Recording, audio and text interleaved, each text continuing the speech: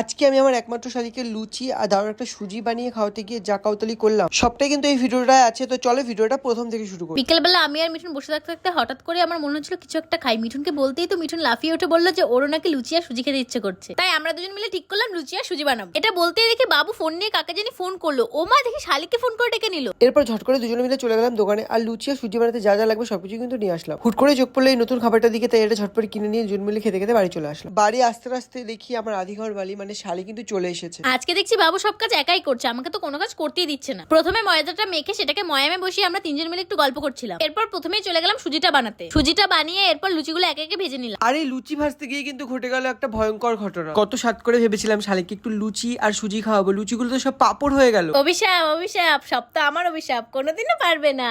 আমাকে অভিশাপ দাও, এবার তোমাকে বোঝাবো কত থানে কত চাল। আমিও লুচিটাকে বেড়ে নিয়ে আগে শালিকেই খাইয়ে দিয়েছি, বোঝো ঠেলা এবার। কপাল পুড়লো আমার। যাই হোক, লুচি দিয়ে সুজিটা খেতে কিন্তু দারুণ লাগছিল। তো চলো আজকের মতন ভিডিওটা এইটুকুই, দেখা হবে নেক্সট ভিডিও নিয়ে। এরপর কিন্তু রাতেও আমরা অনেক কিছু করেছি, সেগুলো নিয়ে নেক্সট মিনি ব্লগ আসছে।